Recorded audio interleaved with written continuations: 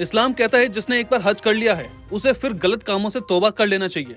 लेकिन पश्चिमी उत्तर प्रदेश में कई हाजी ऐसे हैं जिनके खिलाफ दर्जनों आपराधिक मामले मुकदमे दर्ज हैं। इनमें हत्या, डकैती, लूट, जमीन कब्जाने, चोरी करने जैसे संगीन मामले शामिल हैं। जानकार कहते हैं कि मुस्लिम समुदाय में जब कोई हज करने जाता है तो वो अपना समस्त लेन देन करके जाता है और जब हज से लौट कर आता है तो वो गलत कामों से दूर रहता है। उसका जीवन इस्लाम या कुरान शरीफ के बताए रास्ते पर चलता है। यही वजह है कि हज किए शख्स को समाज में सम्मान की दृष्टि से हाजी साहब कहकर संबोधित किया जाता है। लेकिन पश्चिमी उत्तर प्रदेश में कई हाजी ऐसे हैं जो समाज में अब कथित रूप से बड़े अपराधियों के तौर पर पहचाने जा रहे हैं।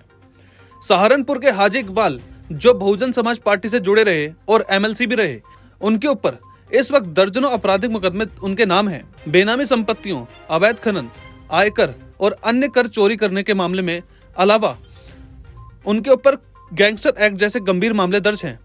अरबों रुपए के सरकारी राजस्व को नुकसान पहुंचाने के भी आरोप इन पर और इनके परिवार पर पुलिस प्रशासन के तय किए हैं।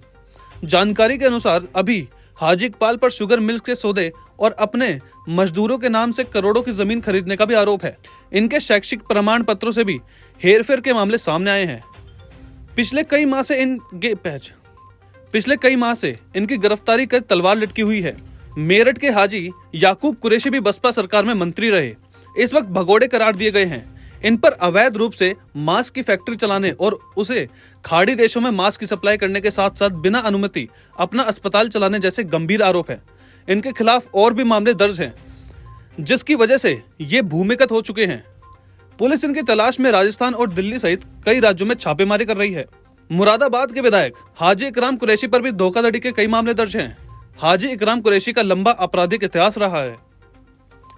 पुलिस से मिली जानकारी के अनुसार राष्ट्रीय लोकदल के नेता हाजी यूनुस ने अब पिछले विधानसभा चुनाव में दिए अपने हलफनामे में अपने ऊपर चल रहे 23 मामलों का उल्लेख किया है, जिनमें हत्या, लूट जैसी गंभीर धाराओं का मामले शामिल हैं।